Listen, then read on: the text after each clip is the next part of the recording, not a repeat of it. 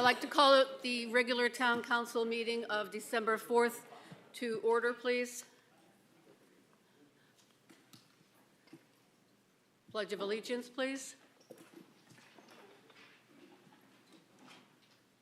Pledge allegiance to the flag of the United States of America and to the republic for which it stands, one nation, under God, indivisible, with liberty and justice for all. Roll call, please. Councilor Buganski. Present. Councilor Balboni. Present. Councilor Carey. Present. Mayor Delnicki. Deputy Mayor Siracusa. Present. Councilor King. Here. Councilor Evans. Here. Councilor Pendleton. Present.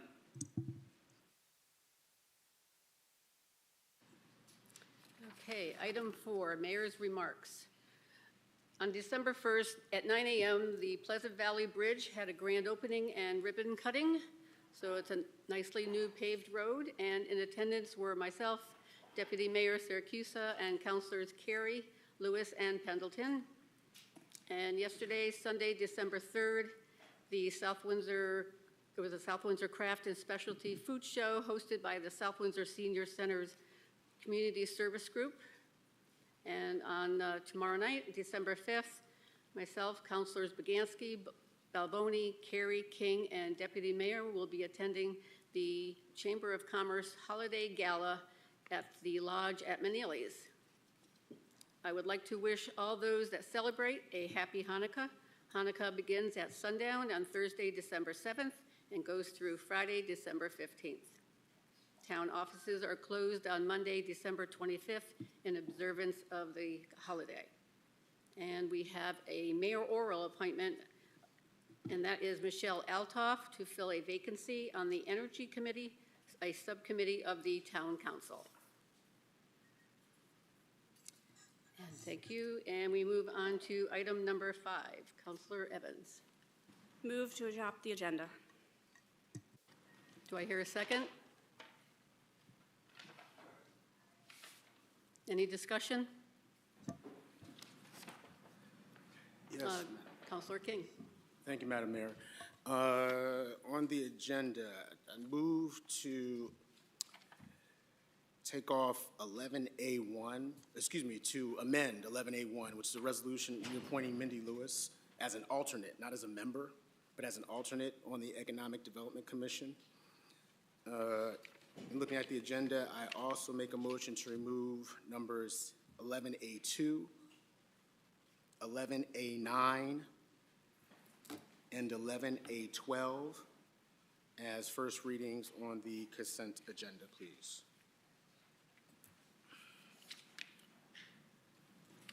Do I hear a second? Second. Any discussion? No, Madam Mayor, I just have one other thing, please. Sure, Councilor King. For 13L, I just want to make sure that I can rewrite the 13A for the resolution accepting the resignation of Craig Zimmerman. So when we get to that, I'd like to read that. All right, thank you. Any other discussion? Sorry, maybe last comment. What was it? Just have to read something for 13L. Oh, okay. Any further discussion? All those in favor of the amended? Aye. Aye. Motion passes. Any other motions to amend the agenda?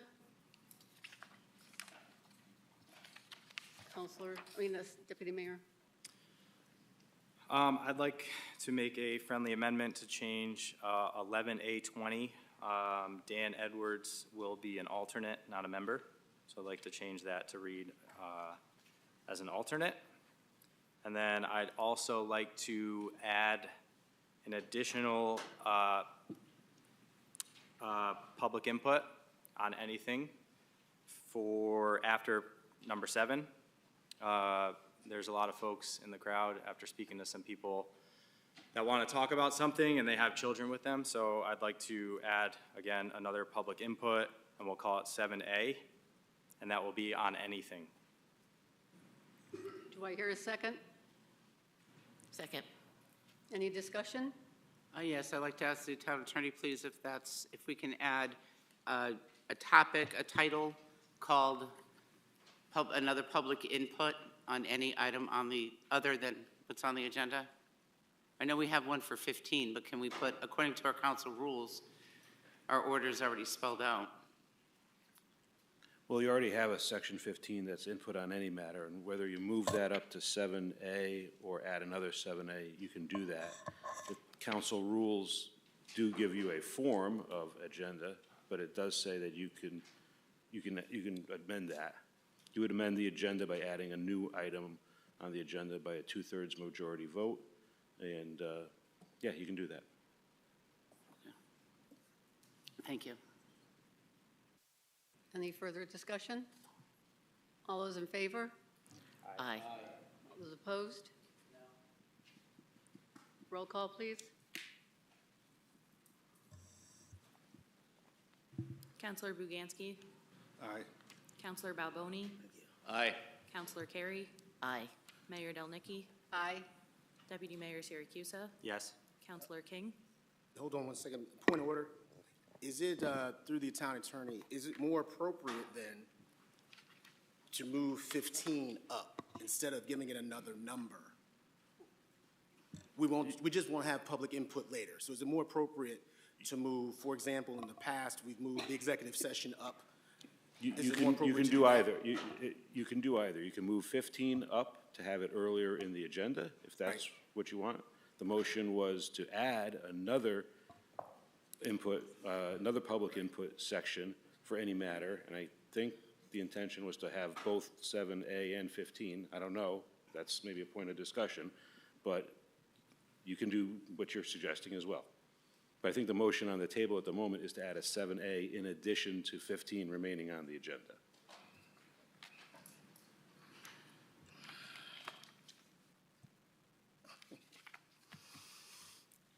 All right, yay. It's fine. Yes. Counselor Pendleton. No, but I think it would be best if you rescinded your motion and just make a motion to move the 15 up instead of adding in 15. I'm just, out of respect to people that may be coming in later, that may know that the meeting may go on, I'd like to keep the motion. Oh, you The want way I them had both there? You want them both there? Yeah, yeah. Oh, yeah. okay. Yeah, thank you. No. Count, please. Okay, motion passes. I have a motion to accept the agenda as amended. Is there a second? Second. Any other further discussion? I had a question about the agenda. Yes. Especially the executive session. It says tax fixing agreement with Long Leaf Development LLC. My question is, can we have, this is probably a question for the town attorney, can we have an executive session about something that we have already discussed at a public meeting?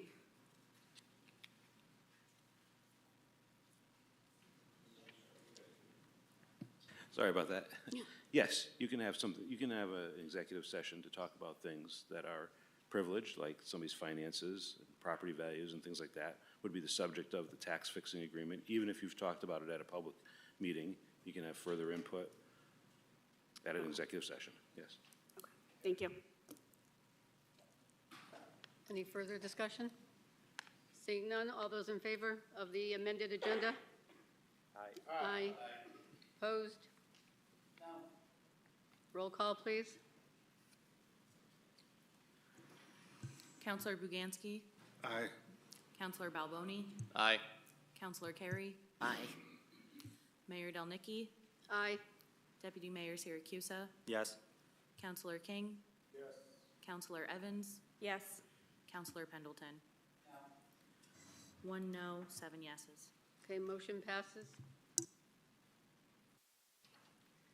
On to item number 6, communications and reports from the town manager. Thank you, Madam Mayor. I wanted to start with recognizing the council who has all signed in acceptance of the civility pledge during the Town Council Academy. The signed pledges were turned into the Connecticut Council of Municipalities so that you can all be listed along with the rest of the state and local elected officials who've taken the same pledge. For the public's knowledge, the pledge states, "I pledge to build a stronger and more prosperous community by advocating for civility, respecting others and their viewpoints, and finding solutions for the betterment of my town or city." Moving on, in terms of the town hall HVAC upgrade, the town is still planning to upgrade the HVAC system for the town hall on schedule of December 14th and 15th. As a reminder, on December 14th and 15th, the town offices will be moved to the annex where all services will be offered. That said, I would recommend that residents who are able to conduct business online or prior to the move should do so. And I was informed just today that that move is firm for December 14th and 15th. In terms of the splash pad, the concrete has been poured for the splash pad and expansion joints have been cut. The system has been winterized, and due to the favorable weather, we were able to get the sidewalk around the pad poured. Some minor landscaping may be done if the weather permits, and the project will be ready for startup in the spring, along with the Tough Coat application, feature installation, sunshade, and bench installs, and the final landscaping. Also, as the mayor said, the ribbon cutting and opening of the Pleasant Valley Bridge was December 1st at 9 a.m. Through traffic can now pass along Pleasant Valley Road. There are still additional punch list items that will occur that may cause some lane closures, but traffic will be allowed to move through, so please use caution in that area. And then lastly, Pleasant Valley Phase 2. I received the final design and engineer cost estimates of $4.5 million with contingency. The project is not out to bid yet, so the price could vary up or down. We're planning to go out to bid by the end of 2023, which will be paid for with funding from the 2022 Paving for Progress Bond Referendum as the primary funding source. The project starts at Ellington Road, where Phase 1 left off, and continues to Clark Street. The scope of the project entails full-depth road reconstruction with drainage improvements along with sidewalk installation. And that is all I have, and I'd be happy to answer any questions. Any questions for the town manager? Seeing none? Oh, I do. Oh, Mr. Maniscalco, I see on here that there is the Birch Road sidewalk.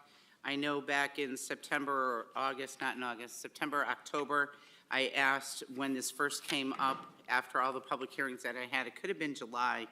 I asked for the town staff to create a sidewalk building plan like they did for Paving for Progress. Do you know where we stand with that? Because we haven't heard anything. Correct. That's being worked on through the Planning and Zoning Plan of Conservation and Development. I believe it's in the works, although I don't believe it's anywhere as close to completion yet.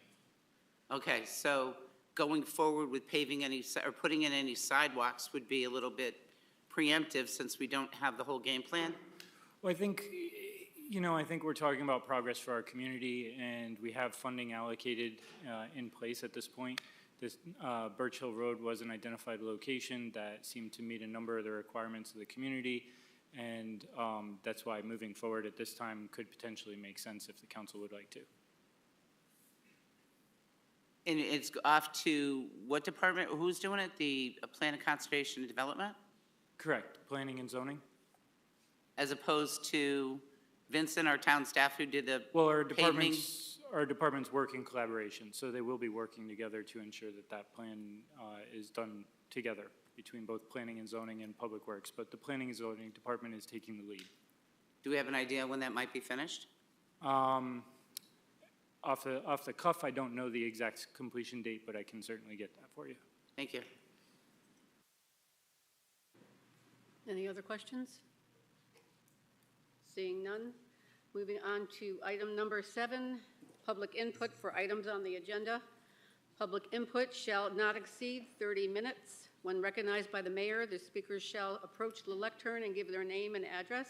Speakers shall avoid personal attacks or impugning or alleging an improper motive to any person. The speaker may address the council on any item on the agenda. The speaker shall limit their speaking time to 5 minutes. And if anyone wishes to comment on items on the agenda, please come forward.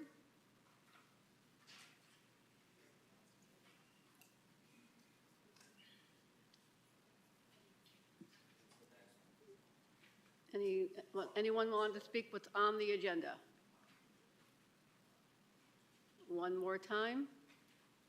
Seeing none, we'll move on to new item 7A, public input on any matter. And the same applies. Public input should not exceed 30 minutes.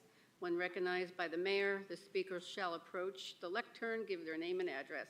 The speakers may address the council on any item that they feel. The speakers shall limit their speaking time to 5 minutes. Anyone would like to speak at this time?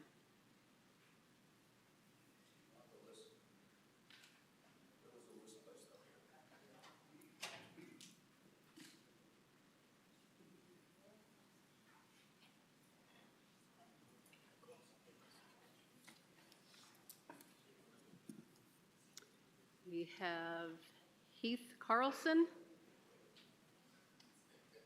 How's it going? My name's Steve Carlson. I live at 63 Mount Green Road. It's directly behind the tennis courts in the area in question. I'm a teacher at the high school, and I'm also a volunteer for the microphone on, sir, Thank you. I'm good now? Yeah, sorry, go Do I have ahead. to start over, or can I just keep going?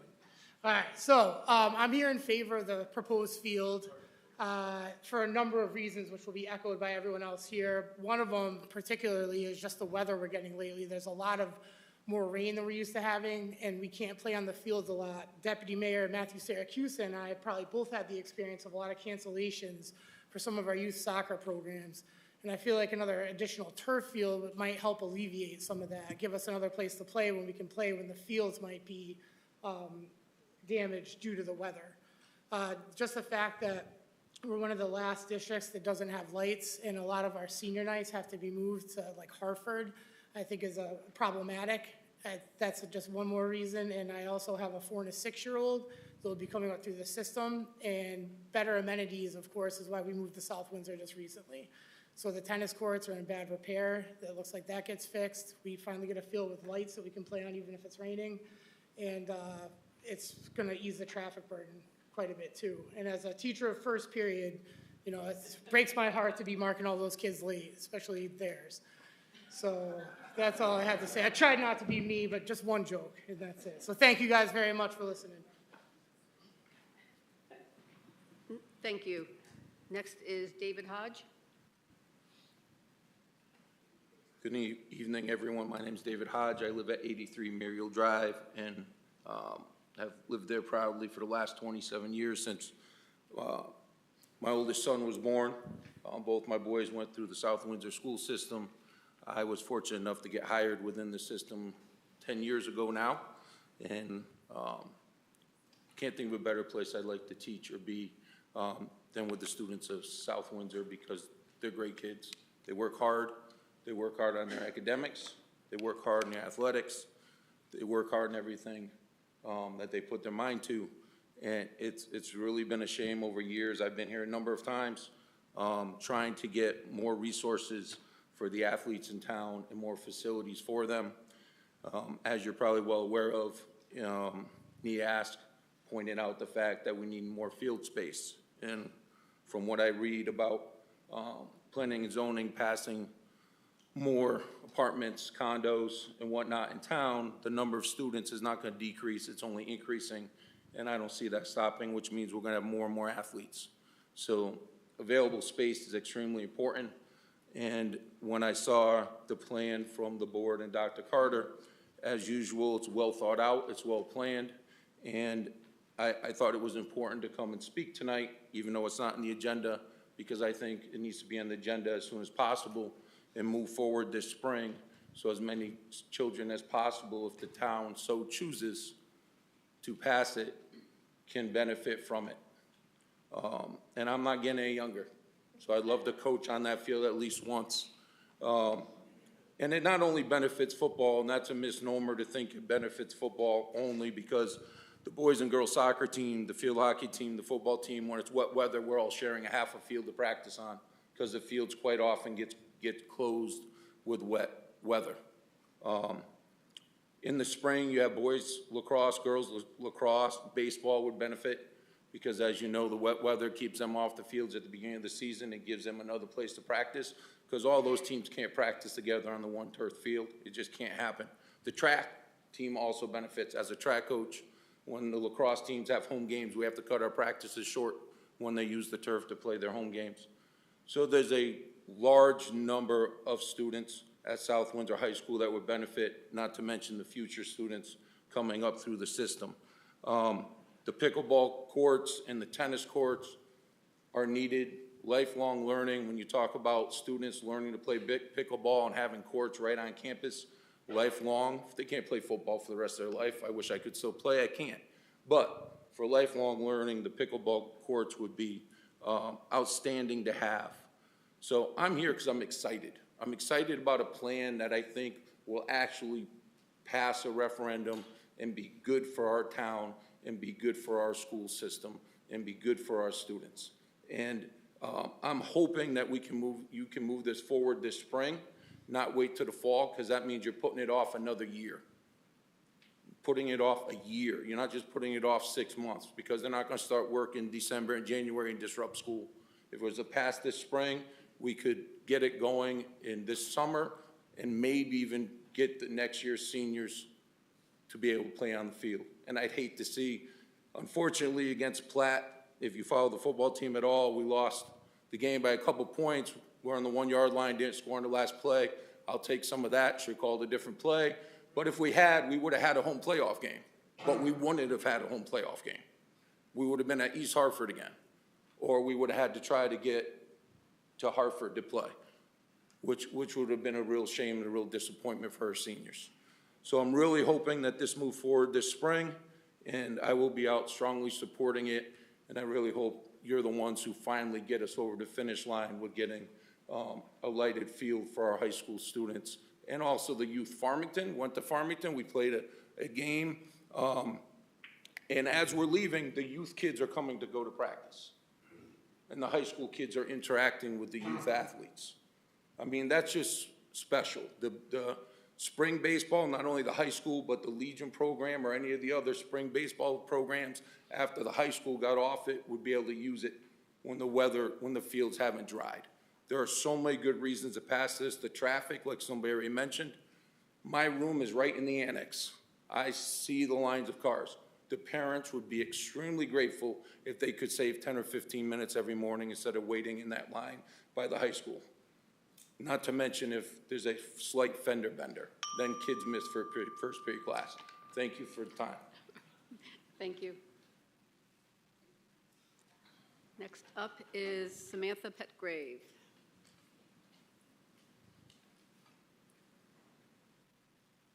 Good evening.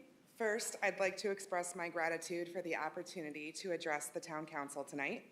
If I may, I'd like to first address the audience. Please raise your hand if you are a student athlete or a student interested in the musical arts. Excuse me, Ms. Petgrave, you got to be able to talk so we can hear it in the mic. There we go. Thank you. Please raise your hand if you are a student athlete or a student interested in the musical arts. Keep your hands up, please. Please raise your hand if you have at least one child who attends South Windsor Public Schools.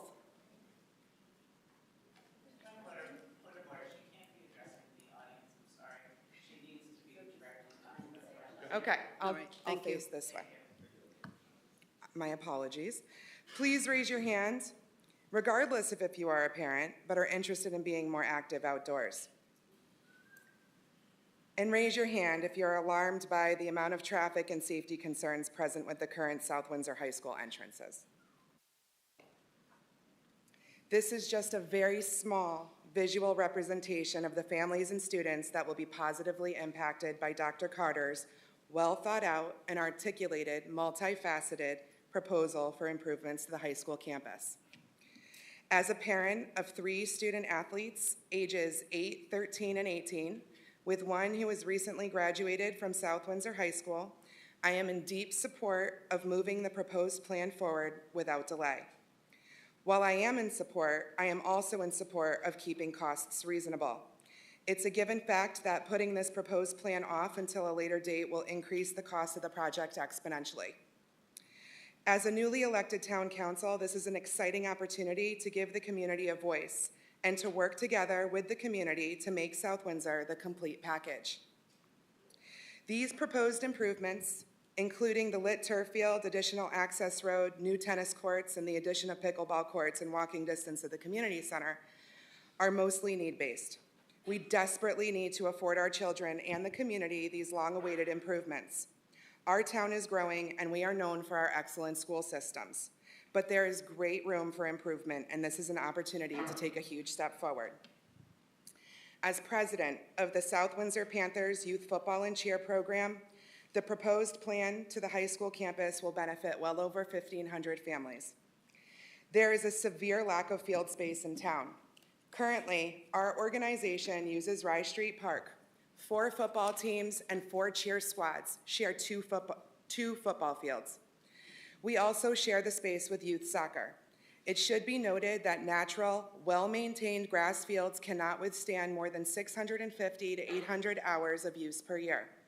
Rye Street is overutilized, and when there is inclement weather, we're forced to hold practice on what we call the island. The island is a parking lot, and it poses significant safety concerns that we have no choice but to mitigate to the best of our ability. Yep, you heard me right. We're practicing football and cheer in a parking lot. A lit turf field will afford us a safe space to practice when our fragile fields are closed due to inclement weather such as rain, snow, or even frost. A lit field will also afford us an opportunity to host night games. We have piloted night games at the youth level, and the benefits are endless. It gives our children an opportunity to showcase what they've learned: hard work, dedication, perseverance, and the sports themselves. It fosters an intense sense of community, one that I had not experienced until we hosted our first night game in 2022.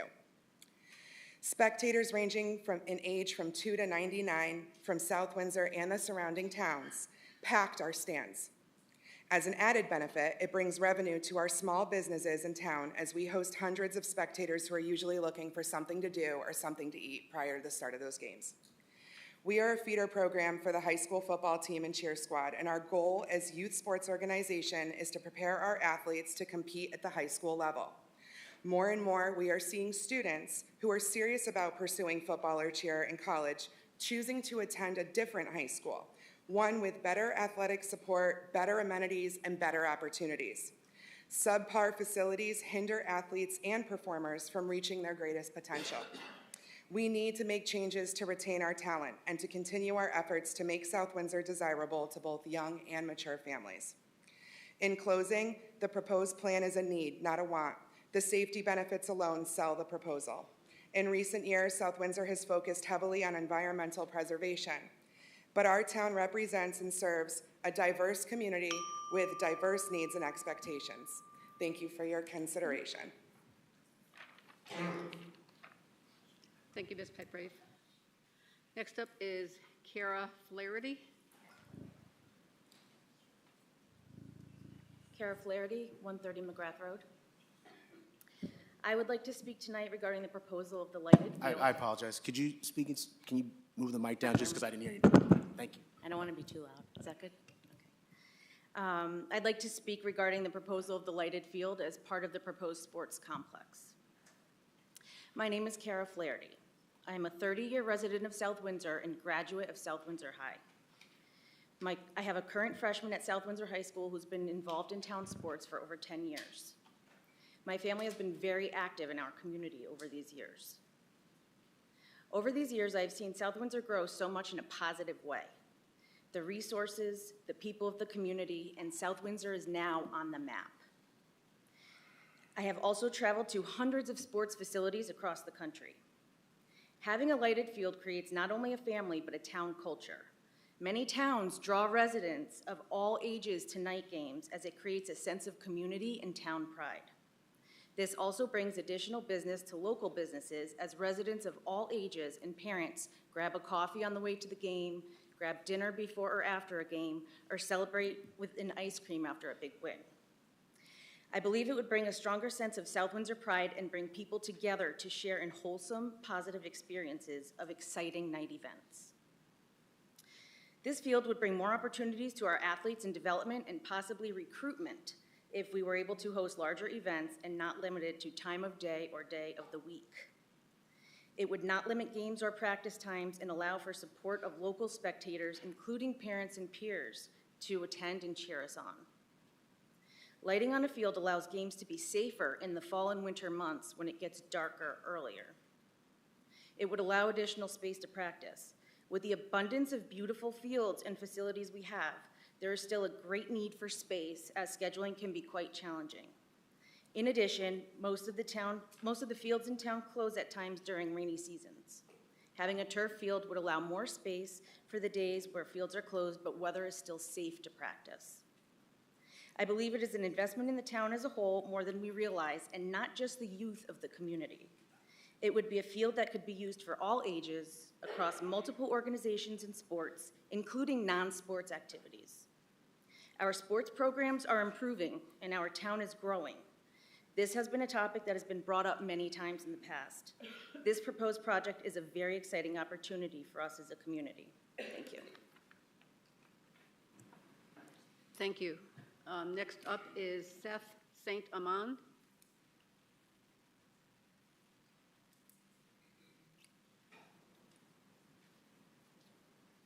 Thank you. My name is Seth St. Amand, 120 Mountain Drive. I wanted to take a few minutes of your time tonight to talk about the sports field project at the high school.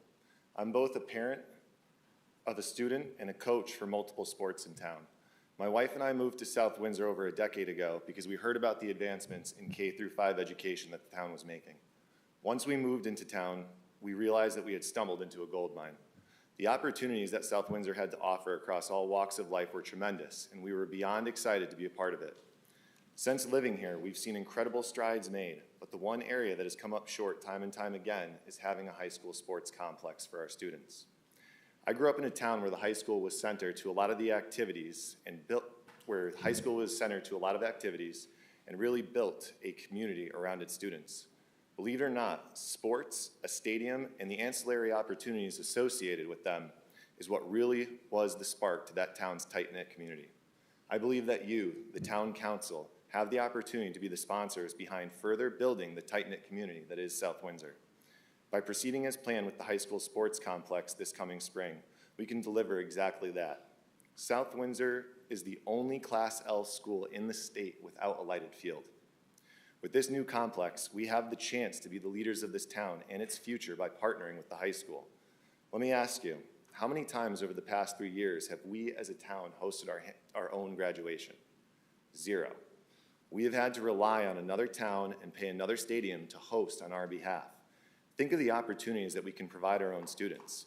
These events are significant, not only for the athletes on the field, but for the students off the field. They are a source of camaraderie, but also a source of learning. Think of the learning opportunities we can provide by working together to provide our students hands-on event management, business planning, and economic analysis experience. It starts in this room with these leaders partnering with our education system. Many people will argue that sports can be played at 11 a.m. on a Saturday. Yeah, they can. But how do our students, our kids, benefit from that? A state rivalry football game where if we win, we get a shot at a state championship in the playoffs. That screams Friday night. Thousands of attendees, kids enjoying their high school experience in a safe, local, and supervised environment where we can support them. It gives us the opportunity to build an event committee comprised of students. It creates the possibility for revenue generated and managed by our kids in our school system. This isn't simply limited to the high school. Our youth sports can utilize this complex as well. Many of our youth programs compete in statewide leagues and have made it to the final stages of the playoffs annually. Our youth organizations have to defer to other towns to host our home events because we simply don't have the same infrastructure. Think of the experiences we could create for our youth who participate in these programs. Memories that will last a lifetime start right here, and we have the ability to do that in South Windsor, not in another town. This opportunity is incredible. It benefits everyone, and I want to leave you with the following quote from a soccer parent and a coach in the community. As a parent deeply invested in our town's community, I urge the newly elected town council to move forward with the much-needed outdoor lit multi-sport field project. Our children deserve equal opportunities to excel in sports and academics, and this facility would not only level the playing field, but also demonstrate our much-needed commitment to their growth and well-being. Let's finally invest in their future and provide them with the facilities they need to compete and thrive. Thank you. Thank you. Next up is Troy Williams.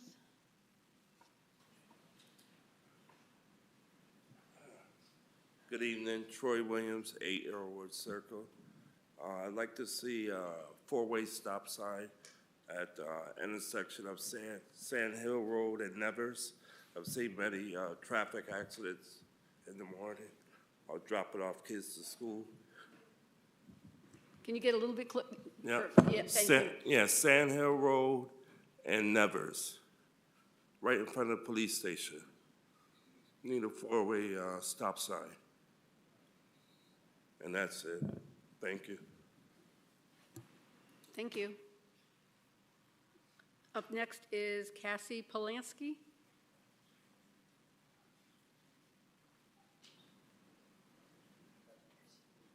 I'm Cassie Polanski.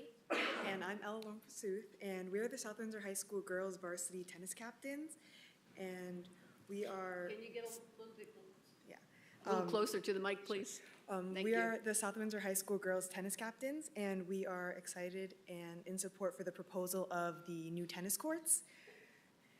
This is a great opportunity, not only for the tennis teams, but also for the physical education classes and other members of the community. Thank you for your time. Thank you. Next up is Eric Mahan. Mahan? Sorry, thank you. No problem. Good evening, Eric Mahan, 50 Henry Road. I'm thrilled to be here in support of this proposal for the Campus Improvement Project. I'm going to put it that way. Yes, a field is the probably big highlight, but make no mistake, this is campus improvement, the new entrance. I live not too far from the high school and have seen the lines, and in some cases was taking my son to school. Just this morning, I saw someone on Facebook anonymously very distraught about the lineup that was on, couldn't tell what road, probably the little ramp coming up from Graham Road. So there's a lot that could do there, make it a lot easier for people that aren't even going to the high school to get where they need to go to work, and for our students to get safely in and out. As a parent of a senior who drives, don't want to see any fender benders, don't want to see the insurance going up. So that's a big piece of this. The tennis courts, I've been here with my 5 minutes countless times over the past 10 years, and various things have come up about why it wasn't the right time to do some of these things. Tennis courts were a thing that came up 5 years ago. I remember that coming up. Tennis courts are still a problem. Those athletes deserve better. Those people that use the tennis courts, recreational purposes, deserve better, and we can finally do that and make it better for those athletes. It's not just about football. It's about lacrosse. It's about soccer. It's about field hockey. It benefits a lot of people. The pickleball courts, I've been to Rye Street. I've seen how busy they can get. Having some more would be good for those of us that want to try to stay active if we can, well beyond. Maybe Coach Hodge and I will play a game or something. I don't know. We'll see. But the idea is there that this is going to benefit not just our students, but the community. And if we talk about the field, yes, Friday Night Lights, it's a big deal. We've been talking about that I don't know how many times. The safety of the athletes. I've dropped things off at the high school and seen field hockey, whether it be JV or playing in twilight. That ball is hard and can be dangerous. There are safety concerns there. I can't tell you how many times serving as a coach and volunteer for the youth organizations, we get that message from John Caldwell. Love him, does a great job, but sorry, fields are closed today. We've had too much rain. So it's off, as Sam Petgrave mentioned, to the parking lot or no practice that day or whatever it may be. So there's just so much with the infrastructure that's necessary. And year after year after year, we've been hearing, oh, it's not the time, it's not the time. And with any project, you can always say, it's never the right time, it's never the right time. After 10 years at least, probably longer, probably well before I got involved with this with my kids, it's been not the right time, not the right time. So finally, this seems like the time. This is a great plan that Dr. Carter's come up with. It's well thought out. It's on the school campus, so we don't have to worry about people being upset about Nevers Park or other issues. It's a well-designed campus improvement project that will just help in many ways, not just for one sport, but many, many sports. Will benefit the community if we have access to the field for the youth sports teams. Someone mentioned benefiting our local businesses, and I am just highly, highly in support of this, and I hope to see it happen sooner rather than later. As I mentioned, I've been here for a long time. My son, who just signed his letter to play in college today, was probably this high when first came here and tried to push something like this through and get support for it. And now, he's going to be going off. He's not going to benefit from this, but out here are countless kids that will, and probably many that couldn't make it here because parents have to work or oversee homework and things like that. So I would highly urge you to try and address this sooner rather than later, before something else comes up that it again won't be time. And to steal a line, if you build it, they will come. Thank you. And up last is Nikki Mahan and Kim Mathog. Good evening. My name is Nikki Mahan. I also live at 50 Henry Road. I'm speaking on behalf of Kim Mathog as she is dealing with a medical issue and could not be here. Good evening. My name is Kim Mathog. I'm the mother of Ethan and Ryan LaGuardia. Ethan graduated in June 2023, and Ryan is a sophomore at the high school. Unfortunately, I'm dealing with a medical issue that precludes me from speaking with you in person this evening. Both of my children have had the pleasure of growing up playing sports for the town of South Windsor. Ethan played football, basketball, and track, and Ryan currently plays football and lacrosse. My husband Dave and I are strong supports for having a turf field with lights at the high school. Our town is a great town to live in with a lot of amenities for its residents, but one big gap is a lighted field to bring the community together to support our teams, as well as to provide them the same opportunities that athletes in other towns have. Our students are missing out on having the experience of their town rally for them during the evening games, as well as safe, well-lit additional practice times in the months that it gets dark early. South Windsor is a town of many dual-income families, ours included, that have to make the very hard choice between taking time off of work and seeing their child play, since many of the games are forced to be scheduled to end during daylight hours. For my children and many other student athletes, sports provides the much-needed structure and energy outlet for them to succeed both on the field and in the classroom. Having a lighted field means more than just games to our students. It is about building a supportive, inclusive community that can come together in a positive way. We've seen it happen in towns across the state, just not here yet. Thank you for your time and for your attention.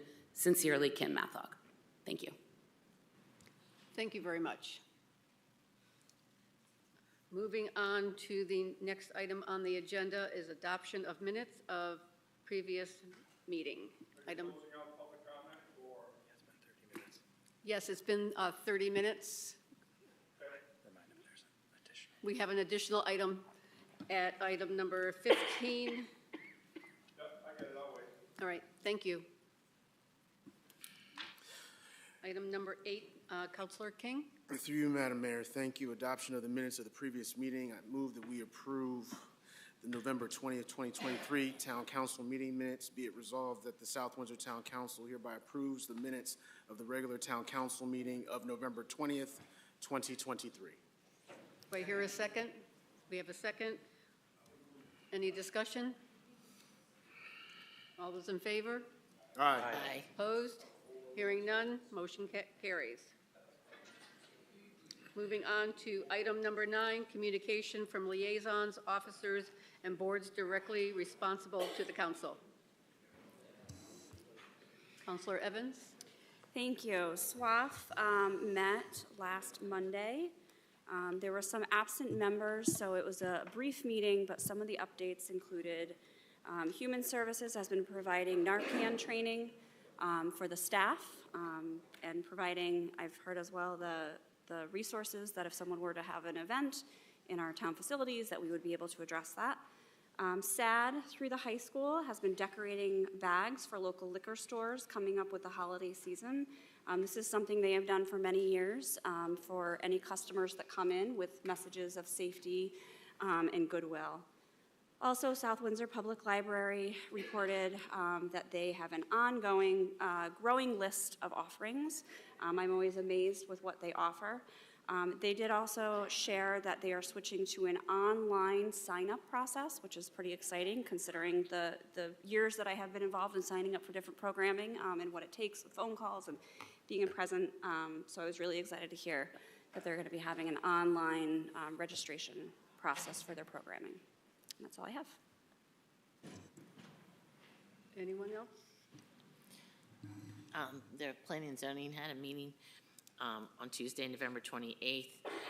Metro Realty, who is the individuals proposing Deming Apartments, was there to address items mentioned in prior PNC meetings by both the public and council.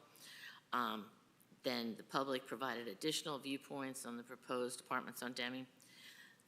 Public hearing was closed at the end of the P&Z meeting. And then P&Z did vote for officers for the coming year. Meeting ended at about 10:15. Any questions of Councilor Carey? Seeing none. Councilor Balboni, you have something to report? Yes, I do. Thank you, Madam Mayor. I was at the Patriotic Commission meeting last Monday, and they do a lot of stuff here in town, but one thing that's coming up right now is the Wreaths Across America on Saturday, December 16th at noon at Veterans Memorial Park. While you're there, you can also check out the new bridge. That's pretty much all I had to report. Thank you, Councilor Balboni. Any other reports? Seeing none, moving on to item number 10, reports from committees. Seeing none, moving on to the consent agenda, item 11. Councilor Pendleton.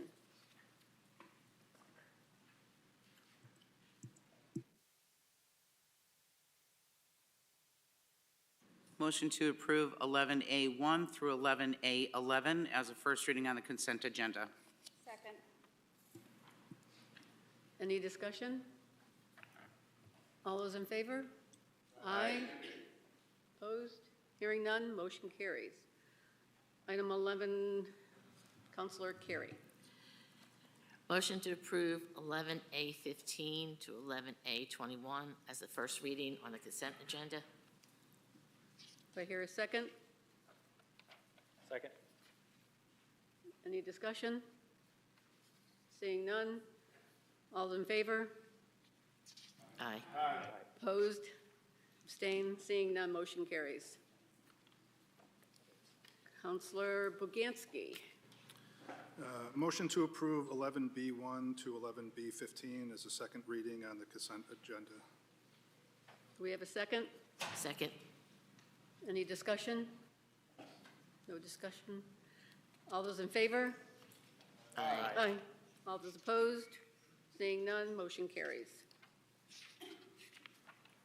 Moving on to, there's no 11C, so moving on to item 12, unfinished business. Councilor Balboni. Resolution approving sidewalk installation on Birch Hill Drive and Felt Road. Whereas the town of South Windsor's residents have requested sidewalks be installed along the entirety of Birch Hill Drive and connecting to the existing sidewalks on Felt Road. And whereas the installation of new sidewalks in residential neighborhoods near schools and recreation areas furthers the town's goal of creating a walkable community. And whereas the town council per section 86-85 of the Code of Ordinances held a public hearing on July 17, 2023 to obtain public input on the installation of sidewalks along Birch Hill Drive. And whereas the residents of South Windsor approved a bond referendum in 2022 that included funding to repair existing sidewalks and install new sidewalks in town. Now, therefore, be it resolved that the Town Council, per Section 8685 of the Code of Ordinances, finds that sidewalks along Birch Hill Road will serve the public need, and authorizes the town manager to install sidewalks along the entirety of Birch Hill Road in accordance with the town's standards and specifications. Do I hear a second? Second. Any discussion? Counselor King? Thank you, Madam Mayor. Sorry. That's fine. Counselor Balboni, sorry. Nope, not at all. Not used to this back and forth, sorry. It's okay, I just wanted to quickly make a comment that on Birch Hill, that was actually one of the roads, Madam Mayor, and I walked to talk to residents, and actually as we were walking, we could hear different cars coming up behind us, and it wasn't so bad, just the two of us walking. But I could only imagine if I had a dog or a child or a carriage or something like that on that road. And I actually think that would be an excellent place for sidewalks to be put for safety and for better walking access to Orchard Hill School. Counselor King. Thank you. Madam Mayor, so I took a drive, never let it be said that you make decisions just on stuff that you hear. So I took a drive tonight just to see what it was like in the dark, only because I think sometimes when we have our residents, you talk north, we talk south, but that's professional terms. What does that really mean, right? And so I made a drive leaving the school, driving down Birch Hill Drive, and I wasn't sure what is north or south. And so I said, okay. So I knocked on a couple of neighbors' doors and I said, hey, I'm about to go to a meeting. However, I just want to have an understanding of where this sidewalk could be. So recognizing that it's on, I'll just call it the right-hand side from the school, going around, it's on the right-hand side. A question that I would ask through you, Madam Mayor, of our the town manager is, I noticed that there are at least 2 fire hydrants on that street going towards Felt, at least. So are we putting the sidewalk in front of those hydrants? Are we putting the sidewalk behind the hydrants? How exactly does that work? Because obviously we don't have a plan for that, as Councilor Pendleton said. Well, I mean, there's a plan for putting sidewalks on Birch Hill and Felt. That's been designed and done already. Right, so I'm asking you, where is the sidewalk going specifically? My understanding is that, based upon the utilities, I think their plan is to probably put it within the right-of-way, which would allow for space to go either around those entities, or they'll actually pave, or not pave, but pour concrete around those actual total items. So, but that'll be up to the department at the moment when they're doing the project. So rather than micromanage the project completely and not allow them the opportunity to make those in-the-field decisions to ensure that those utilities operate the best, at this point, my understanding is it'll either go around, meaning around the outside of it, into the neighbor's yard, or it'll actually go around with the actual item within the sidewalk itself. Okay, Does that so, make sense?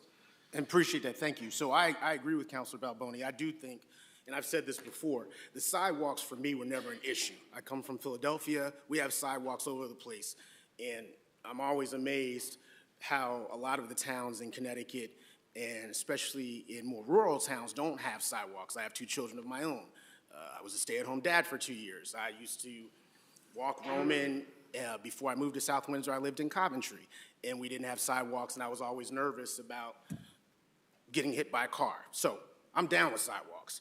My only question, and now that you've said that, I just want to be clear.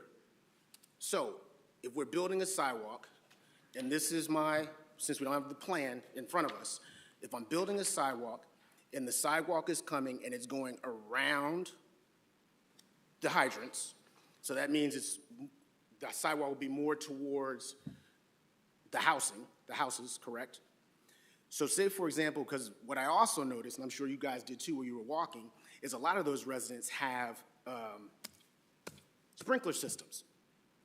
So who would be responsible for when we make that sidewalk if the sprinkler systems have to get moved? Is that a town expense, or are we going to put that on our residents? My understanding is that would be a location by location conversation that would have to occur between each of those residents, because that is the town right-of-way, so they should not have sprinklers within the town's right-of-way.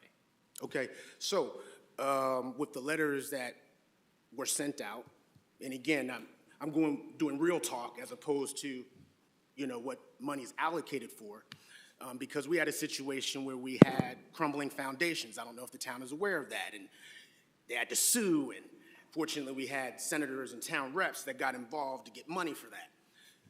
But again, my concern is, and I don't know, did we talk to these residents who, because at one point in July, we had residents that said, no, they didn't want it. I am a person that says with new information, you make new decisions. The tide has turned. We have a lot of residents that say, yes, we do. That said, I went on the record to know if those residents who may not be aware that if your sprinkler that you've paid for has to get moved, that could potentially be your expense, because eventually you'd have to come back to us, because I don't know, is the money allocated for that? Well, I mean, there's money allocated within the budget for restoration of their yards. Okay.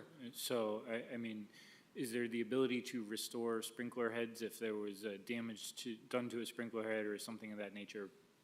Probably. That being said, if somebody has installed a sprinkler system within the town's right-of-way, that is the town's right-of-way. That's problematic for a lot of reasons, not just sidewalks. Imagine there were an issue with one of those fire hydrants, for example, and somebody's sprinkler system was there. That sprinkler system would probably be damaged if we were trying to repair it, and you know, that's not on the town, that is on the resident that has installed that sprinkler in the right-of-way. So, you know, there are rules associated with town right-of-ways, and there's a reason for having them there. One of the reasons is to put sidewalks as well as other utilities and things in that area, so. And I thank you for that answer. So, and I appreciate the council indulging me, only because, again, I have no problem with the sidewalks. If the council decides to go that direction, I'm fine with it. You have my vote. You have my support. However, I do want the town to recognize this. And I don't know if you're aware, historically, so there's a house on the corner, Mr. Steve Cordero. He has a house, and I don't know if you're aware, but there was a conversation at one point, long before he had it, about building the sidewalk there facing Orchard Hill. At one point, that house got flooded because when they built the sidewalk, they didn't plan for the basement to get flooded. So what did they have to do? They had to sue and blah, blah, blah, and look up this historically. The town had to buy a drainage pit that's now in his yard. So I just want to, again, make sure that when we do this, that's fine, but when we have residents that come up and say, hey, this decision that we made impact my house, that the town is probably going to end up being responsible for it. Or if they're not, that's fine, but I just want the record to show that so that, heaven forbid, if the Lord blesses and I'm still on the town council at that time, that the town can't say, well, you voted for that, and now I'm affected, and I can say, sorry, you're the one that said you wanted the sidewalk, this is where the sidewalk went, this was the referendum, this is what our director of public works said, this is what our town manager said, sorry. I just want to be clear that if there is a situation, and I'm down with sidewalks, let me be clear with that, whether the town's going to be responsible or the house owner is going to be responsible. Because that's going to be a cost that they're going to say, I didn't realize that I was going to have to pay for that. Sure. So in the design of a project, any project, to be very honest, something similar to this, in terms of sidewalks, first of all, in order to ensure that the drainage doesn't drain directly into somebody's basement, for example, sidewalks today are designed with the appropriate pitch to have that water drain off towards the road. So when sidewalks are designed appropriately and installed appropriately, that pitch is there and we don't see those issues.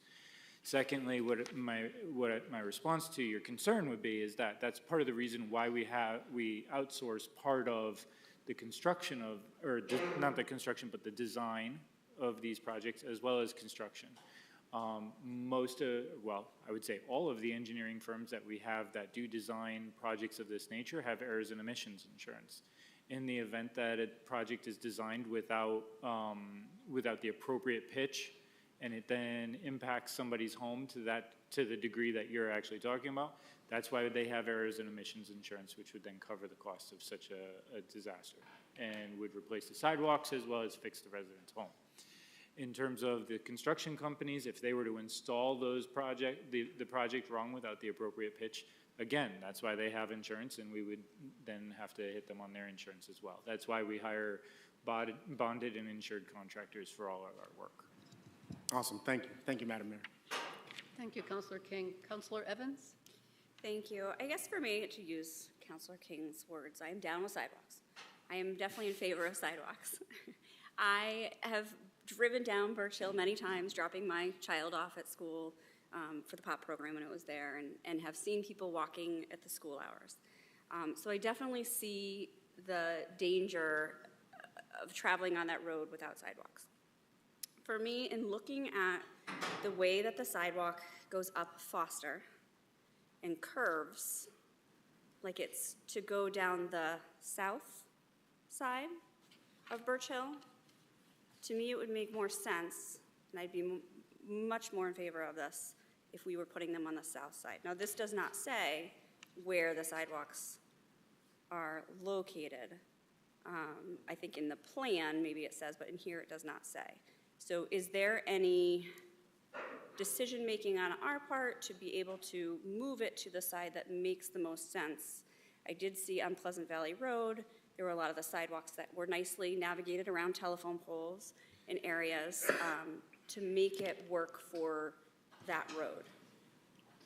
So I guess what I'm asking is there any changes that we could make to move those sidewalks to the south? I'm assuming it's the south side. The south side. I'm sorry, I'm trying to pull up the map so I can figure out your reference to the south side versus. So I believe it would be the side closer to the school. I'm assuming my navigation is correct on that. Does anyone want to correct me? And they want to put it on the north side. Yeah. Yes. So that would make it much easier for families to travel up Foster, down Foster, across to Orchard Hill, cross to the Park and Rec building, and then also go down Birch Hill and down Felt. So I believe without the ever crossing the side, road. if you're starting at the school, I'm sorry to interrupt you, but if you're starting at the school, the side closer towards the school, I believe that is the side that would require the retaining walls, which would cost $200,000+ versus the other side of the street, which does not require retaining walls. So May the require intent. going around. I'm sorry? May require going around things, though, so there may be other expenses that we're not anticipating. Well, there's utility poles on both sides, so, I mean, there's utilities on both sides of the street. No matter where you put sidewalks, you're gonna have things to go around, so it doesn't really matter. Jump in, just. So, no, that's okay. So as I was gonna say though, the retaining walls are about $200,000 if you were to do it, I believe on the side that you're referencing. The other side does not have that requirement for retaining walls based upon the topography. So the total project is $400,000 to basically add an extra $200,000 to it is pretty significant. I believe we were looking at doing the project as doing it on the more cost-effective side, which was the intent, and that's basically how we've gone through doing almost all projects moving forward with everything. That said, if the council decided they wanted it done on one side or the other, we would certainly take your direction and implement it. So I will only add, knowing coming from up Valley View to turn left onto Felt and then turn right onto Birch Hill is a very tight and fast turn. And there's also often cars coming up Felt. My only concern is families crossing at the end of Birch Hill over to Felt. So that would be my biggest concern with cars coming. No, but I believe this would connect it. Valley View does not have sidewalks, no.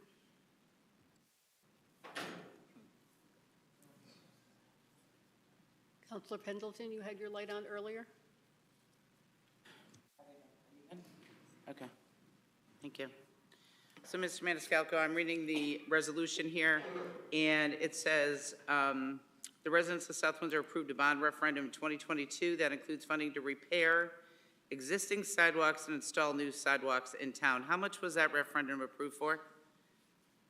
I'd like to see that number in here if we could. I don't have the exact number off the top of my head, but I can work on getting it for you, but I believe it's multiple millions of dollars. So How much? Multiple millions of dollars. Okay. Just want to make sure there's money in there to be able to repair the sidewalks too here in town besides building new ones.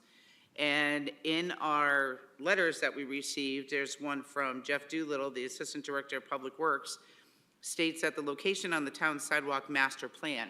So there's already a sidewalk master plan. So why do we have to wait for another master plan to come up? Correct. There is a master plan. It's pretty old at this point, and it's been consistently revised multiple times, and we're in the process of revising it after you had requested it at that last meeting that you referenced earlier.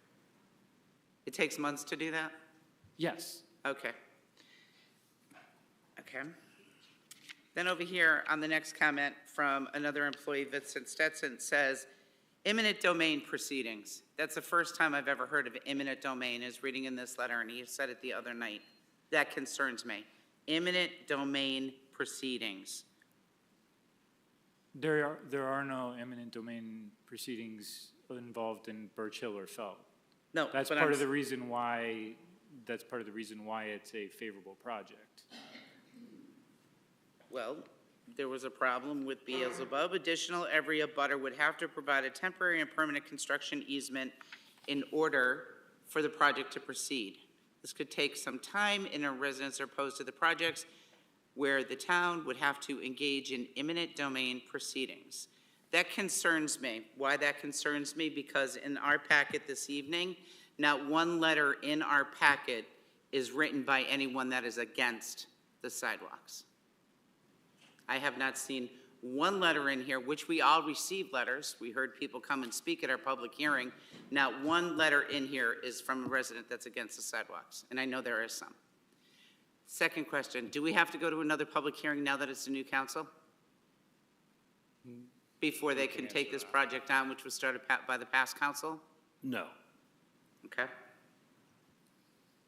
So in essence, to move this forward or even put this on the agenda, you're making an uninformed, uneducated decision because you haven't read all the letters from all the residents and the ones that are against it.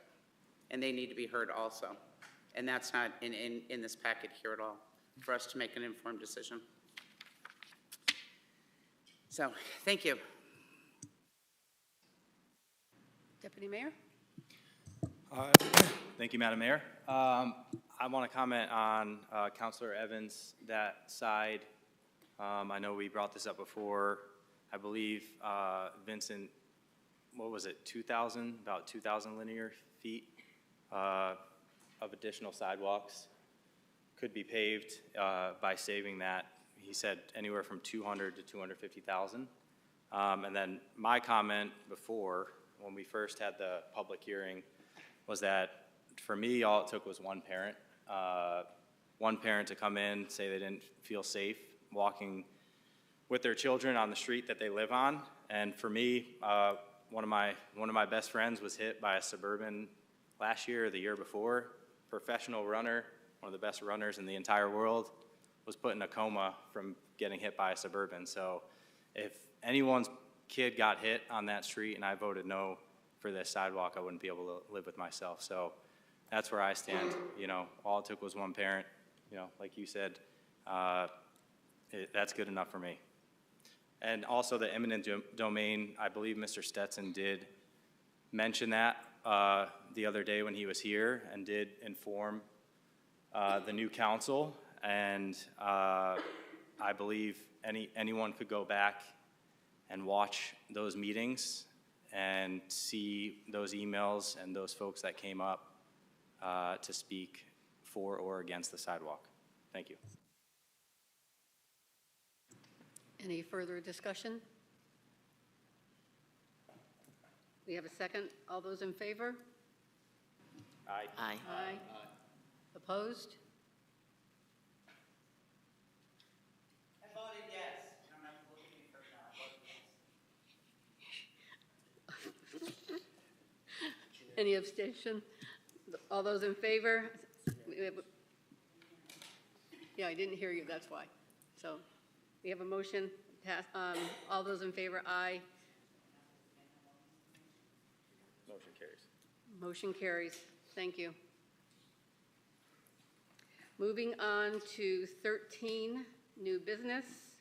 I requested this item. It's a discussion item regarding the concealed consumption bottles, also known as NIPS. Mr. Maniscalco,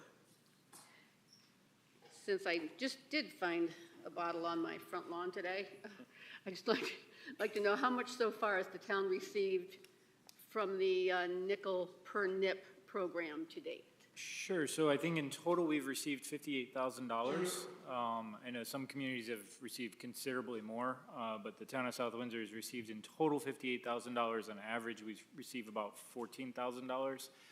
We do take that money and use it to offset some of the costs associated with Mr. Manfrey, who is our recycling coordinator for the community and is doing a lot of that recycling work in the community as a whole. Okay, like today, I picked up a nip in one of my yards, and is that considered trash, or is it considered recyclable? Just like the days when people used to throw pizza boxes in their recycle bin. Yeah, so the bottles are not considered recyclable because they have a tendency to fall out of the equipment, the sorting equipment, and it'll actually jam up the sorting equipment. But they have been most recently deemed redeemable for nickel, so people can redeem them. I believe at grocery stores and other places you could redeem bottles. So that's been helpful in terms of trying to get some of them off the street, but you know, hopefully we could get there. And additionally, just in terms of the pizza boxes, you can recycle pizza boxes now as long as they're not covered in too much grease and cheese. So. Well, But I don't know if that's a good pizza then, so. Any other questions for Mr. Maniscalco on the NIPS? Through you, Madam Counselor Mayor. Karen. I might have missed it. Yep. Did we say how much that we have collected? I'm sorry. So the total amount is 58,000. On average, every year we collect about 14,000, or I think we get biannual payments, so we get about $14,000 twice a year. So based on the new law that came out and everything, South Windsor receives roughly about 14,000 now. You foresee? Okay, thank you. Yeah, and that's based on per sale of the NIPS. So some towns do get more because they have more package stores, correct? Counselor Pendleton? No, I'm not good. The money we're receiving is based on the sale of the NIPS, not on the cleanup of the NIPS? Okay, so when there's NIPS all over the place, who's responsible for that? The residents in the community or the town itself? Business owners, package stores, corner of intersections, along Route 5? Correct. Okay. Seeing no further discussion, I guess. Thank you, Mr. Maniscalco. Yep. Moving on to 13B, Counselor King. Thank you, Madam Mayor. Resolution dissolving the Strategic Planning Committee. Whereas the town strategic plan had not been updated in over 10 years, and whereas the town council created a committee on June 21st, 2021 to gather citizen input in a new town of South Windsor strategic plan, and whereas the strategic planning committee completed its work and submitted a report to the town council, which was approved on July 17th, 2023, now therefore be it resolved that the strategic planning committee is officially dissolved and the town council, as well as the citizens of South Windsor, express their sincere appreciation for their contribution to our community. Do I hear a second? Counselor Pendleton, second. Any discussion? Counselor King? Yes, if I can just follow up, I think the Strategic Planning Committee did a phenomenal job, even with previous council members that were part of it, along with myself. Just a commendable opportunity for not only the chair, but also for everybody. It was a true town effort. And so I'm thankful that it was approved and now it can be dissolved because that work is completed. Thank you. Any other discussion? Seeing none, all those in favor? Aye. Opposed, abstained, seeing none, motion carries. Thank you. Item 13C, Counselor Pendleton.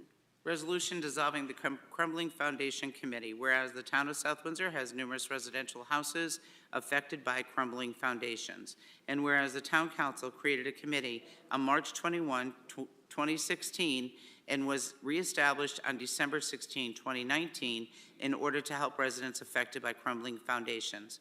And whereas the Connecticut Foundation Solution Indemnity Company, CFSIC, was created to help residents throughout the state who have been impacted by crumbling foundations. Now therefore be it resolved, the Crumbling Foundations Committee is officially dissolved, and the Town Council, as well as the citizens of South Windsor, express their sincere appreciation for the contributions to our community. Do I hear a second?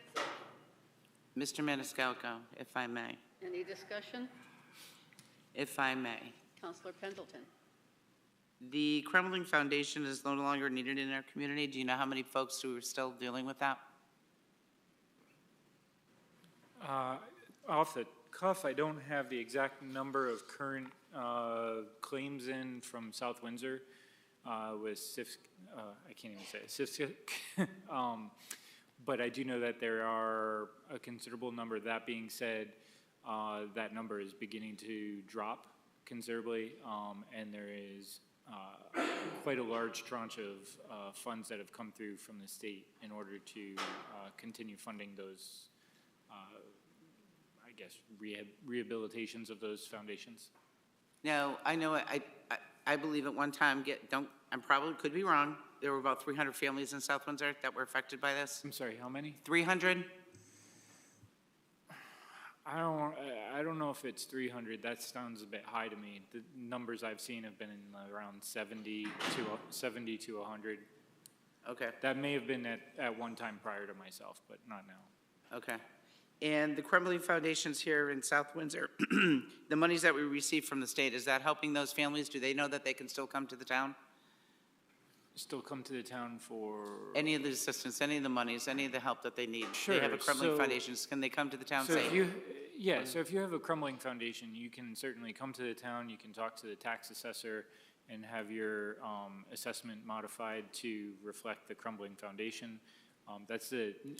And then also we direct people when they do call and say they have a challenge with their crumbling foundation, we do direct them to the Connecticut Foundation Solution Indemnity Company, who then walks them through the process of putting in a claim. Okay, so that's my question. By us dissolving this, we're not washing our hands of this situation, but we will continue to be there for the residents of our community. I wouldn't say that we're washing our hands of the situation, but we are certainly there for the residents. Okay. Okay, thank you. Any further discussion? All those in favor? Aye. Opposed? Abstentions? Seeing none, motion carries. Item 13D, Deputy Mayor Siracusa. Resolution authorizing the town manager to enter into an agreement with the State of Connecticut Department of Energy and Environmental Protection. Whereas effective October 16th, 2023, the town of South Windsor has been awarded $1.2 million in state bond funds granted by DEEP to fund the construction of Phase 1A of the Crosstown Trail Project. And whereas the South Windsor Town Council recognizes the benefit of the Crosstown Trail Project as it will provide a secure pathway for pedestrians and cyclists and foster connectivity with neighboring communities. And whereas the Town Council authorizes the Parks and Recreation Department to move forward with the bidding and construction process for Phase 1A of the Crosstown Trail that will provide connection between Wapping Park and the Priest property. And now, therefore, be it resolved that the Town of South Windsor may enter into with and deliver to the State of Connecticut Department of Energy and Environmental Protection any and all documents which it deems to be necessary or appropriate for a grant of $1,200,000 for the South Windsor Crosstown Trail. Now therefore be it further resolved that the South Windsor Town Council hereby authorizes Michael Maniscalco, Town Manager, to sign, execute, and deliver any and all agreements and documents necessary on behalf of the town of South Windsor and perform all acts and things which he deems to be necessary or appropriate to carry out the terms of such documents. Do I hear a second? Second. Any discussion? Counselor Pendleton? Mr. Maniscalco, once these trails are developed, who will be responsible for their upkeep? My understanding is that would be Parks and Recreation. I'm sorry? Parks and Recreation. Aren't we already stretched to the limit now with our employees in Parks and Recreation? Are they going to be looking for more staff? Not that I've heard yet. That you've heard yet. It might come up in the budget, though, right? That's a lot of miles. How many miles are we getting? Total miles, I have not been told that number yet, but it's, I mean, it's a good portion of, well, it's all of phase one. Will be completed through all the grants. My experience with these grants, I have had the opportunity to do a similar grant with the state in another community, doing a 13-mile long trail. In that scenario, it had ended up being a coordinated effort between the state of Connecticut and the town in terms of maintenance of the trail. So And we'll I have think to some of see. these might be under the power lines also, so it could be electric company or whomever. Yes, so I do know that the electric company is involved and interested in the trail, so that it can gain access to some of its poles as well. So. Okay, thank you. Counselor King? Thank you, Madam Mayor. Just a quick question, just in regards to, so it's 1.2 million. If it goes over that, you have to come back and see us for additional funds? Well, we can't go over our budget. I mean, that's the budget. Yeah, I'm just I don't have any asking extra if money. there's anything not foreseen. That's all. I'm not a money person. I'm fine with it. I just want to make sure, because it says we got 1.2 million in state bonds, Senate bond funds, granted by DEEP, and then it says blah blah blah, or appropriate for a grant of 1.2. So are you anticipating that it's going to be that, or? It has to be that. Okay, Yeah. so you're not anticipating that it's going to go over? No. Essentially, what we're going to do is we're going to build the trail to the point that we get to $1.2 million, and then we have to stop. Okay. I mean, that's basically the way it'll work, because I have no extra money beyond that. Okay. So we do have another grant that we've now received for $800,000 that'll, tack on the next little bit. But, if we go and we do the $800,000 after that, and we get to the end of that, and it's not all done, then that's where we end. And Right, we keep so going that's from the there. point I was trying to get to. If we have more money, cool, because all of a sudden, we don't want the trail to just stop and be like, what happened? Well, we ran out of money. What? Then what's the point of building this trail? That's the only reason I was asking the question. We'll put So a we do have- cul-de-sac at the end. Right, yes, put a cul-de-sac, yeah, got it. Counselor Pendleton? We also have a plan that's presented by the Walk and Wheelways, I believe, weeks ago, about this grant and about where some of the trails and working with the town, right? So there is a plan already in existence for these pathways? Yeah, so the Walk and Wheelways has a crosstown trail plan that's been developed and brought forward to all parts of the Right, community, and that's right. what was used to actually apply for Get the grant, grants. right, So. right. Thank you for your hard work, appreciate it. Any further discussion? Seeing none, all those in favor? Aye. Opposed, abstained, motion passes. Item 13E, Counselor Carey. Resolution appointing the town attorney. Be it resolved that the South Windsor Town Council appoints Updike Kelly and, I'm going to massacre this name, Spolaski PC to the position of town attorney for the town of South Windsor. And be it further resolved that this appointment is in accordance with Chapter 5, Section 501 of the town charter and in accordance with the terms agreed to by the town council. Do I hear a second? Any discussion? Counselor Carey? Seeing none, all those in favor? Aye. Opposed? Hearing none, motion carries. Item 13F, Counselor Baganski. Resolution accepting the resignation of Carolyn Carey from the Planning and Zoning Commission. Be it resolved that the South Windsor Town Council hereby accepts with regret the resignation of Carolyn Carey from the Planning and Zoning Commission effective November 14, 2023, and as more fully described in attached Exhibit A.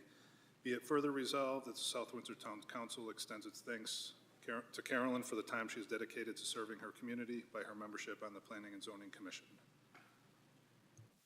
Do I hear a second? Second. Any discussion? All those in favor? Aye. Opposed? Motion carries. Item 13G, Councilor Balboni. Resolution accepting the resignation of Carolyn Carey from the Human Relations Commission. Be resolved that the South Windsor Town Council hereby accepts with regret the resignation of Carolyn Carey from the Human Relations Commission effective November 13th, 2023, as more fully described in attached Exhibit B. Be it further resolved that the South Windsor Town Council extends its thanks to Carolyn for the time she has dedicated to serving her community by her membership on the Human Relations Commission. Do I hear a second? Any discussion? Councilor Evans? Thank you. As former liaison to the Human Relations Commission, I just want to speak to the dedication that Councilor Carey contributed to the Human Relations Commission, and her contributions, her just input and all-around involvement in the commission was really a great addition. So I look forward to meeting her replacement, well, for Councilor King meeting her replacement as the new liaison. So thank you for your years of service to Human Relations. Thank you very much. Any further discussion? Seeing none, all those in favor? Aye. Opposed? Hearing none, motion carries. Moving on to item 13H, Deputy Mayor Siracusa. Resolution accepting the resignation of Carolyn Carey from the Board of Assessment Appeal. Be it resolved that the South Windsor Town Council hereby accepts with regret the resignation of Carolyn Carey from the Public Building Commission effective November 27, 2023, as more fully described in attached Exhibit C. Be it further resolved that the South Windsor Town Council extends its thanks Carolyn for the time she has dedicated to serving her community by her membership on the Board of Assessment Appeals. Second? Any discussion? Seeing none, all those in favor? Aye. Opposed? Motion carries. Item 13I, Councilor Carey. Resolution accepting the resignation of Michael Bugnaski from the Economic Development Commission. Be it resolved that the South Windsor Town Council hereby accepts with regret the resignation of Michael Bugnaski from the Economic Development Commission effective November 13th, 2023, as more fully described in attachment Exhibit D.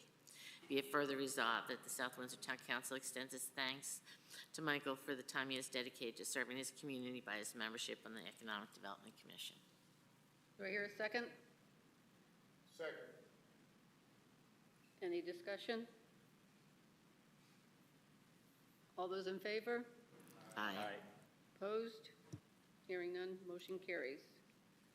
Moving on to 13J, Councilor Bugnaski. Resolution accepting the resignation of Toby Lewis from the Parks and Recreation Commission. Be it resolved that the South Windsor Town Council hereby accepts with regret the resignation of Toby Lewis from the Parks and Recreation Commission effective November 13, 2023, as more fully described in attached Exhibit E. Be it further resolved that the South Windsor Town Council extends its thanks to Toby for the time he has dedicated to serving his community by his membership on the Parks and Recreation Commission. Do I hear a second? Second. Any discussion? Councilor Evans. Thank you. I just wanted to thank Toby for his service as the chair for many years on the Park and Rec Commission as the former liaison. I know Toby is looking forward to continuing his work, voice, and advocacy now that he will be on the town council on behalf of the Park and Recreation, so I look forward to seeing that here. Thank you, Councilor Evans. Any more discussion? Seeing none, all those in favor? Aye. Opposed? Motion carries. Item 13K, Councilor Balboni. Resolution accepting the resignation of Toby Lewis from the Water Pollution Control Authority. Be it resolved that the South Windsor Town Council hereby accepts with regret the resignation of Toby Lewis from the Public Building Commission, effective November 13, 2023, as more fully described in attached Exhibit E. Be it further resolved that the South Windsor Town Council extends its thanks to Toby for the time he has dedicated to serving his community by his membership on the Water Pollution Control Authority. Do I hear a second? Second. Any discussion? Seeing none, all those in favor? Aye. Those opposed? Motion passes. Counselor, item 13L, Counselor King. Thank you, Madam Mayor. A resolution accepting the resignation of Craig Zimmerman from the Public Building Commission. Be it resolved that the South Windsor Town Council hereby accepts with regret the resignation of Craig Zimmerman from the Public Building Commission effective November 27, 2023, as more fully described in attached Exhibit F. Be it further resolved that the South Windsor Town Council extends its thanks to Craig for the time that he has dedicated to serving his community by his membership on the Public Building Commission. Any discussion? Yes. Counselor Pendleton. I'd like to thank Mr. Zimmerman for his hard work on the Public Building Commission to design, work with, create our 4 elementary schools, and while working on the PBC. Thank you for all your hard work there, sir. Appreciate you and appreciate what you do on the Board of Ed and in your sports fields. Thank you. Any further discussion? Seeing none, all those in favor? Aye. Opposed? Motion carries. Item 13M, Counselor Pendleton. Resolution approving 9 refunds totaling $1,406.53. Be it resolved that the South Windsor Town Council hereby approves 9 refunds, the total of said refunds being $1,406.53, and as more fully described on attached Exhibit G. Do I hear a second? Second. Any discussion? Seeing none, all those in favor? Aye. Opposed? Motion carries. Now we're on to item 14, passage of ordinance. We have none. Now we're on to item 15, public input for any matter. Public input for any other matter shall not exceed 30 minutes. When recognized by the mayor, the speaker shall approach the lectern, provide their name and address. Speakers should avoid personal attacks or impugning or alleging an improper motive to any person. The speaker may address the council on any item. The speaker shall limit their speaking time to 5 minutes. Do we have anyone who would like to come forward on any matter? Mr. Kennedy. Hi, Joe Kennedy, 81 Allison Drive. First, I'd like to congratulate the counselors and thank you for all your volunteerism. We also thank the commission and board members for the dedication and hard work. I'd like to make a few suggestions on commissions. First, winter Zoom meetings. It all depends on, there's some commissions that are younger. I'm on 2 commissions that are more experienced. And during the pandemic, we did the Zooms, and there's an increase in respiratory illnesses, and people, and especially when it gets dark at 4:30, and they're of a certain age, and it's harder for them to drive, and health concerns always enters in. These are only suggestions. I figure if you have a work session, you can talk about that. My next item is civil suits. I know when I was on the Zoning Board of Appeals, they gave us a list of do's and don'ts, biases, and conflicts of interest, and make sure you had you made a good case when people were asking for their variances. So it might be a good idea, since we have more people on TV and more recordings, make a small sheet of do's and don'ts what commissioners can do. Then recruitment of volunteers, civic groups, private groups, religious groups, all are having challenges in recruitment of members. As far as the town goes, I would like to see unaffiliated citizens put on boards and commissions. They are the largest group registered voters in this town. And the more people we can have on commissions, the better. I mean, basically, they are the largest group. And other than have an opportunity to come up and speak, I know there's some openings, and for years and years, it's always been a two-party system, but it only makes sense. I mean, even the younger people now, they're more into climate change, and they're all registering unaffiliated. So I think it'd be a good case for both parties to have a discussion and start taking these talented people in. I know I watched the last council meeting, and town manager talked the budget season coming up, all the people getting their budgets, department heads, and all the different commissions. I just remind the town taxpayers are made of big businesses, small businesses, two-income households, one-income households, and senior households.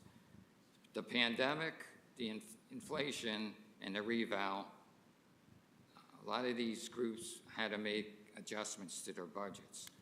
I'm hoping that the town and the education budget doesn't exceed the revenues we take in. I mean, it looks, economic development looks good. There's a lot of stuff coming down the line, but that would be good if we didn't have any increases. And now I'd like to give you the good and bad news about the town. Bad news first. Everyone wants to live in South Windsor. The good news is everyone wants to live in South Windsor. Thank you. Madam Thank you, Mayor. Mr. Kennedy. I'm hearing that the live stream is not running, so I don't know if there's something that came off with it. Probably since you're making a note now, too, they probably hear it downstairs. Thank you. Anyone else like to come forward?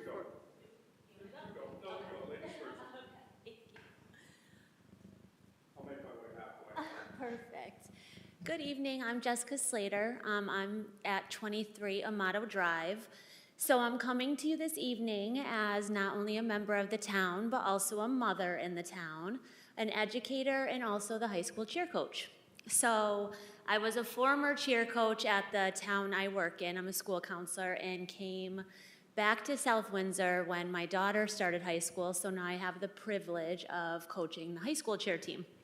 So as I was listening, I wanted to give everyone else the 30 minutes to start at the beginning, but it was worth staying this evening for a few pieces. So as a mom, it resonated because I started when Emma was little at the soccer jamboree. We're at Rye Street, and I've helped the town plan the Rye Street Rumble as the head of the youth cheerleading program for years.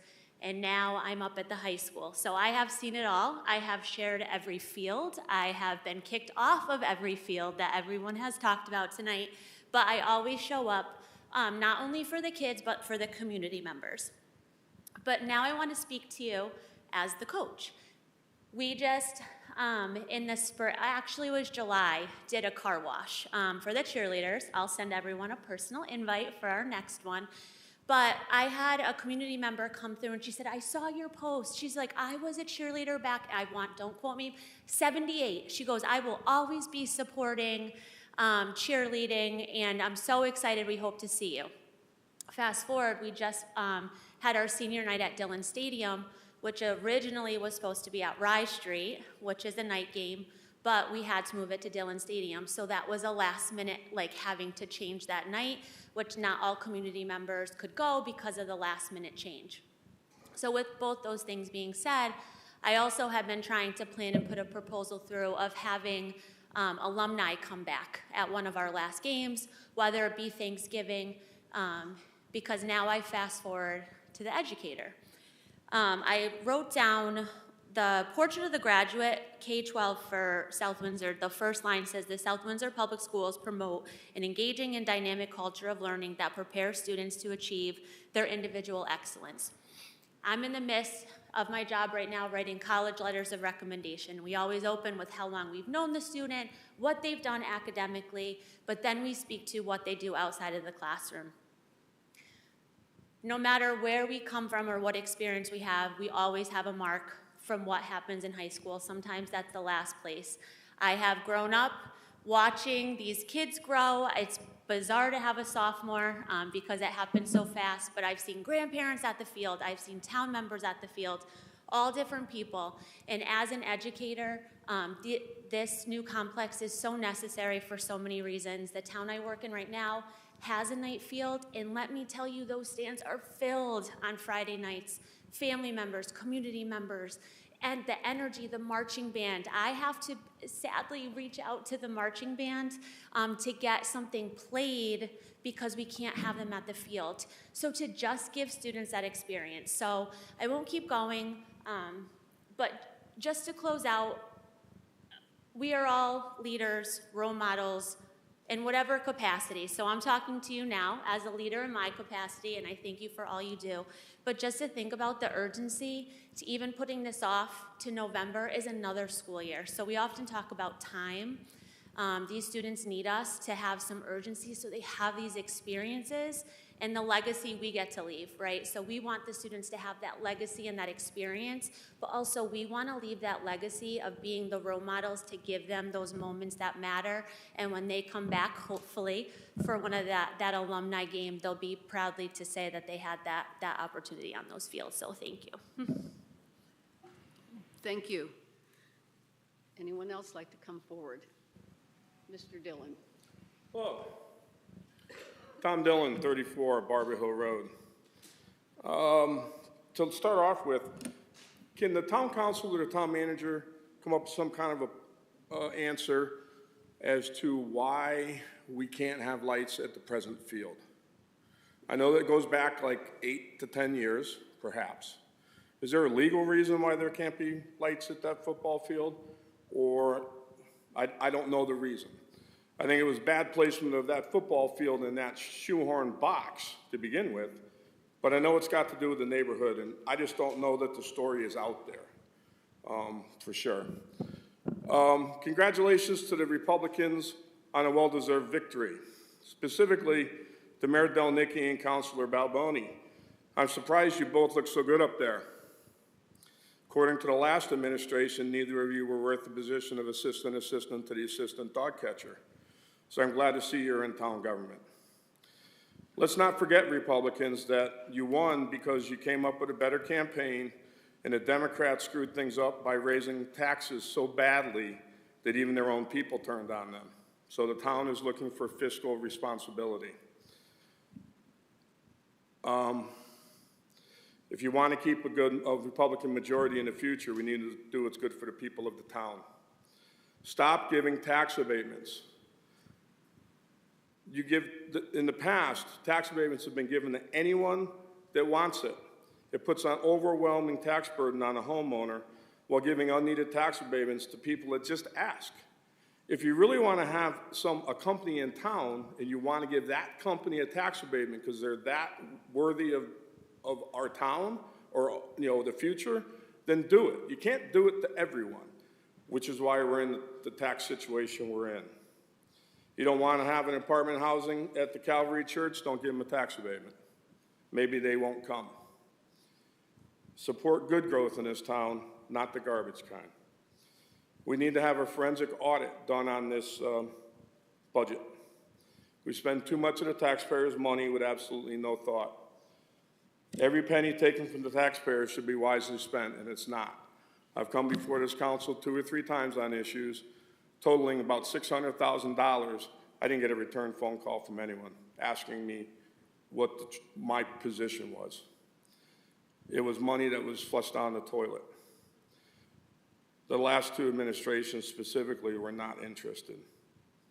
Charter revision. While we need some, the most important thing is to do a referendum added to the charter so that taxpayers have the ability to turn down a tax increase that is out of this world, like the last budget. I don't believe you can do anything about reversing the horrendous budget passed by the last council, but you have to prepare for the next one and the one after that. I would seize control of the budget, make reductions in expenditures now, and put money in the bank. I know the town manager has told department heads 0 increase for next year. I would say 5% less. I would advise the school board to put the money in the bank because it's not coming back next year. Not if you want to fulfill what you ran on about fiscal responsibility. You got grab stole, I believe, I'm told, $2.2 million from the taxpayer the past budget cycle. You should go out and yank out as much of that as you can and prepare for some leaner times. We have to do that at home. Everything is 40% more. It's like $11,000 more for a household per year. That means I have to budget. The town needs to budget. You just can't come to the taxpayer and say, we're going to pass what, an 8-point-something% increase without caring. I'd like to address 2 points on your agenda in meeting rules. Your first public input has a disclaimer that says the speaker may address the council on any item on the agenda. I would like to ask you to remove that from the agenda, as it may restrict the public from coming in and voicing a viewpoint to the council. Have it just be an open public input. I eat dinner at 4 o'clock. I'm a half hour past my bedtime. Not everyone can make it, maybe, to speak at this time. You'll have more transparency and you might have more people. You also have a line there stating speakers shall avoid, and I've been here before about this, attacks, personal attacks, or impugning or alleging improper motive to any person. I'd like you to remove that statement as it is unconstitutional and will perhaps cost me, the taxpayer, money in the future if you try to stifle someone's free speech. United States Supreme Court ruling Sullivan versus the New York Times, not New York State, makes me able to say anything I want here, including George Carlin's 7 dirty words. Is my time up? Yes, it is, sir. Well, that's the rules. Thank you very much. Thank you, Mr. Dillon. You can have your pen. Anyone else like to come forward for any item or any matter at this time? Going once, twice, 3 times. Thank you. Moving on, item 16, communications from the council. Councilor Pendleton? Oh. No. Deputy Mayor? No. Councilor King? Thank you.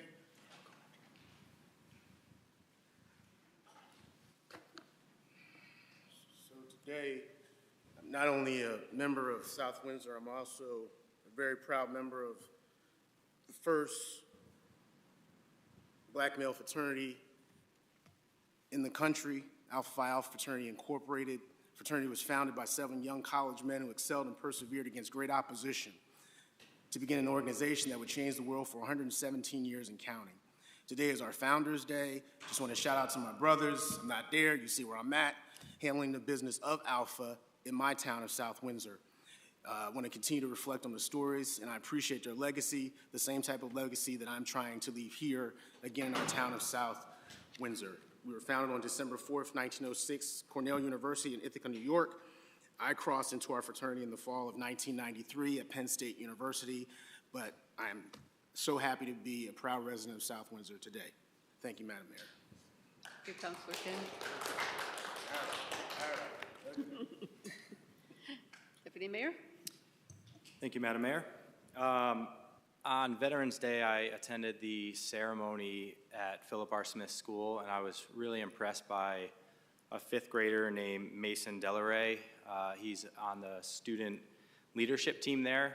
So I approached the town manager and our council clerk, Amanda, and I asked if I could bring him in for a tour of the chambers, asked his mother if that's something he'd be interested in, and she said he'd be extremely excited. So last Wednesday we had him in here, and we presented him with a honorary junior council member citation. It was incredible.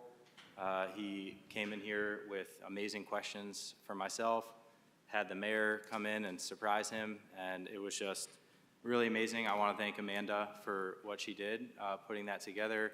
He really, really loved that time. Also, I sat with one of the social workers in the elementary schools and asked if there were any families that needed help this Christmas time.